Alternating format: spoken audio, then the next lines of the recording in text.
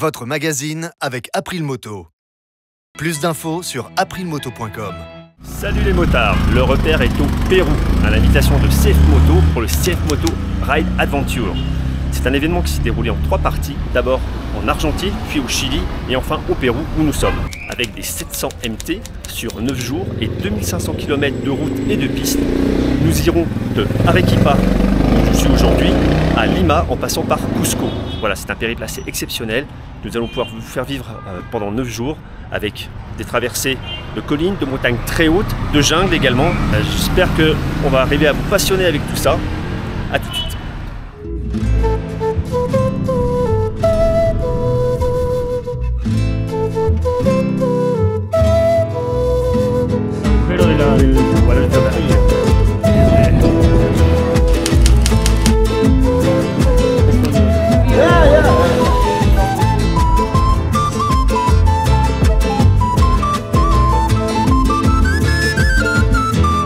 Et bien voilà, on commence. Oh, regardez là-bas, c'est magnifique.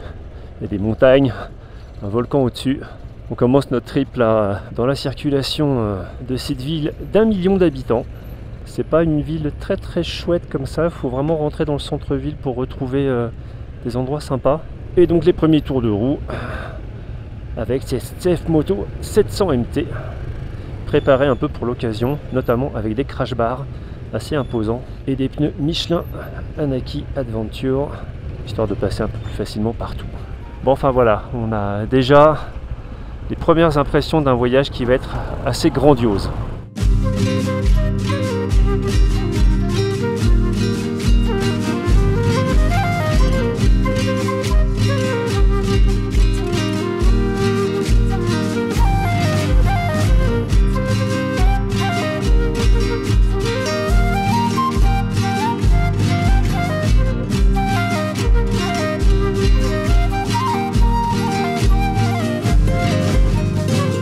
On a fait 77 bornes et on est déjà à, je vous laisse deviner, on est à 4021 mètres. C'est dingue. Tout là-bas, je vous laisse voir, derrière les bâtiments, là-bas vous avez un volcan. Vous avez quelques sommets assez hauts ici qui donc là sont à plus de 5000 mètres. Et quand on voit son premier 5000, bah, ça fait quelque chose.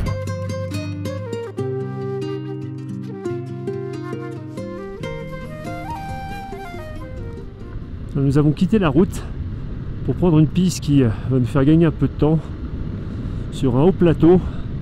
On se sent perdu, hein. C'est immense, immense. Puis alors dès qu'on fait le moindre effort, on sent qu'on n'est pas en plaine, mais très haut, hein. Si tu passes là ici et tu t'arrêtes pas, tu mets du gaz, pas trop mais tu y vas quoi. Vas-y, lance-toi, tu te lances et tu vas.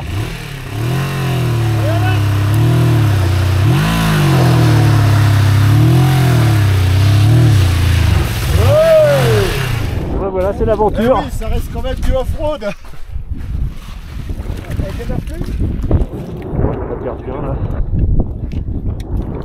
Alors c'est un tracé assez piégeux, on a l'impression que c'est simple, vous voyez de temps en temps, on a une grosse cassure.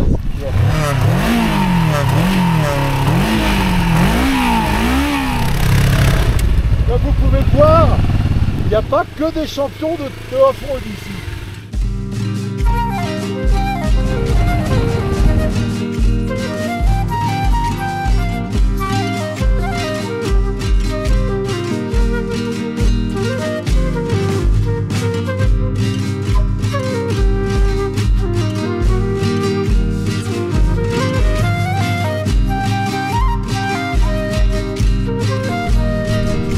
Grand lac là, sur ma droite. Là, il suffit de quelques kilomètres pour changer complètement d'ambiance. J'ai clairement l'impression d'être dans les Highlands en Écosse, sauf que c'est beaucoup plus vaste. Donc au détour de quelques collines, on tombe sur ce genre de village. On se demande comment ça peut pousser comme ça au milieu de nulle part.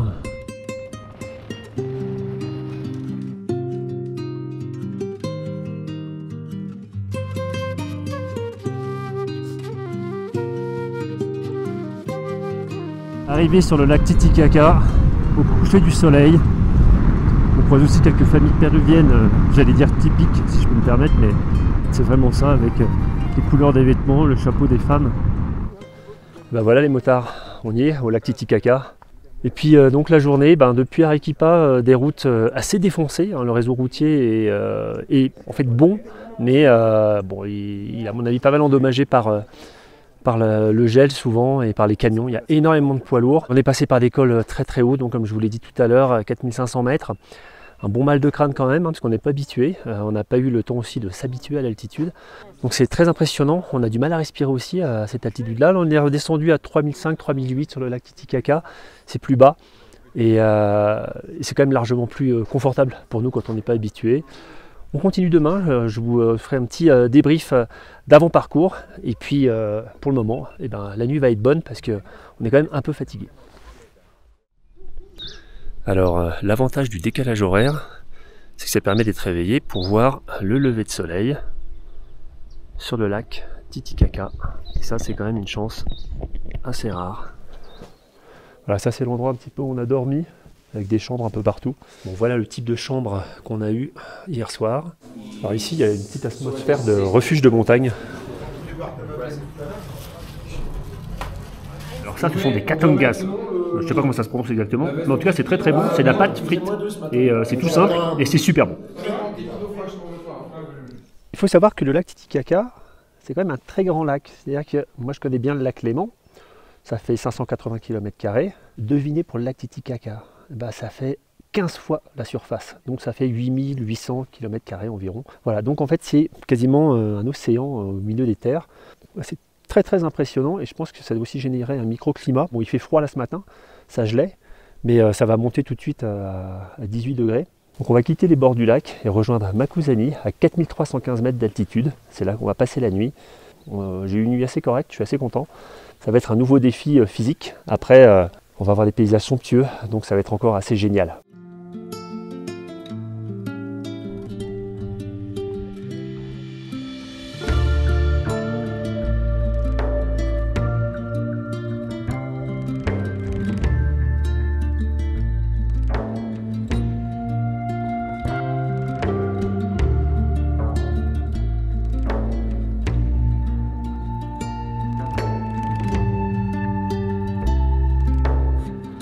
Voilà, un petit peu plus loin devant vous, les rives que vous voyez en face, les montagnes, c'est la Bolivie.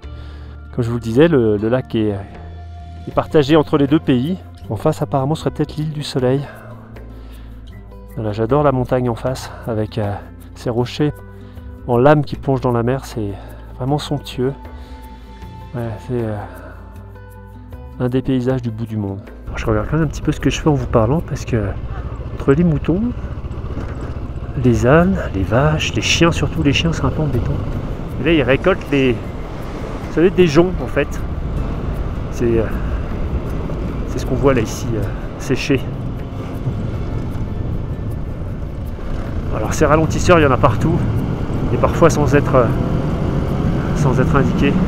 Là, on a passé un col à un peu plus de 4000 mètres, et puis on se dirige vers une altitude maximale de 4879 mètres. Bon, vous le voyez, la route serpente désormais entre les montagnes. Ça c'est complètement resserré.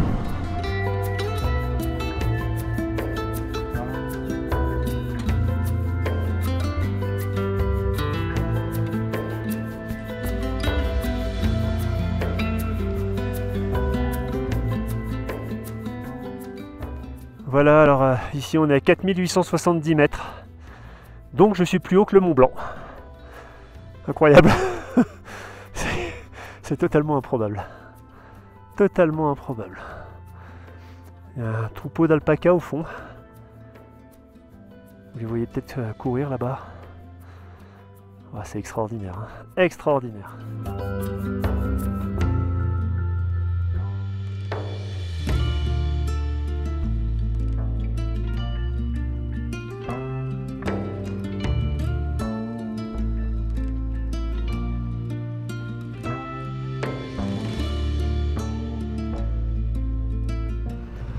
Bon, alors les petites villes péruviennes, de l'habitat modernisé, vous voyez, ces sortes de briques là.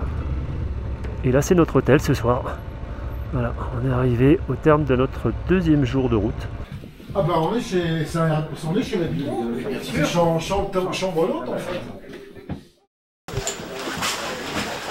Bon, c'est reparti pour un tour. Ouais, et avec grand plaisir parce que ce matin, c'est des plus de 6000, il y en a 5, et c'est entouré d'une flopée de plus de 5000. Moi je suis montagnard dans l'âme aussi, donc déjà hier j'avais des frémissements, là ce matin, c'est la bonne.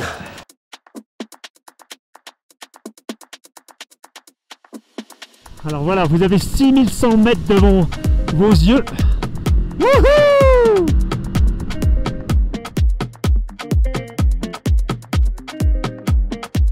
Voilà, on vient juste de passer devant les montagnes dont je vous ai parlé et déjà on a un autre décor, on a ces très grandes falaises. Voilà, je vous laisse admirer cette pierre immense qui domine la route. On a des lacets très importants qui emmènent dans le fond de la vallée. Vous voyez peut-être les cultures en terrasse qui strient la montagne devant vous.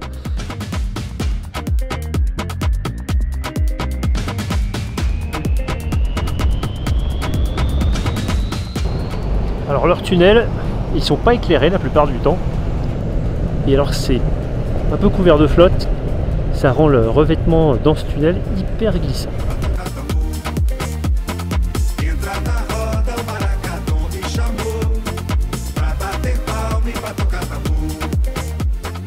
Alors ce matin il faisait particulièrement frais, environ moins 4 degrés au réveil. Désormais on n'a pas loin de 30.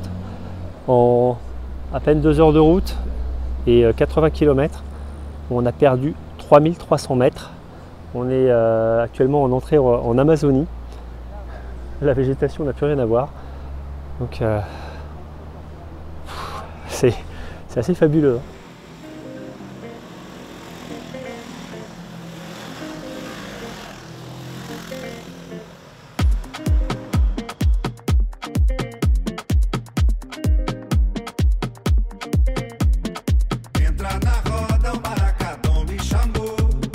San Gaban, première cité d'Amazonie péruvienne traversée, avec une ambiance très différente, beaucoup de motos, donc chaleur, humidité, c'est un gros contraste.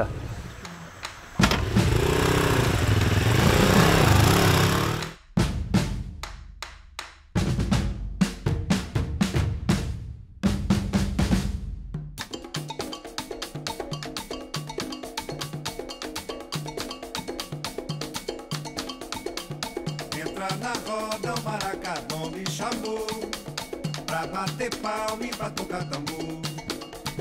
Et bien sachez qu'au Pérou, il y a ce type de réparateurs.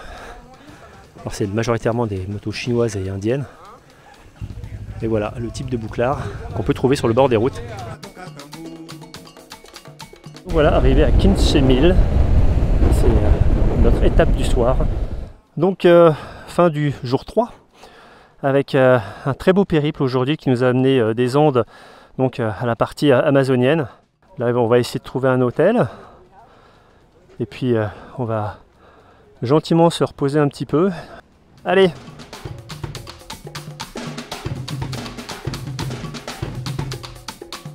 Gira, gira, girou, gira, gira, girou, no atabaque, no agogo. Gira, gira, girou. Gira, gira, girou, no atabaque, no agogo.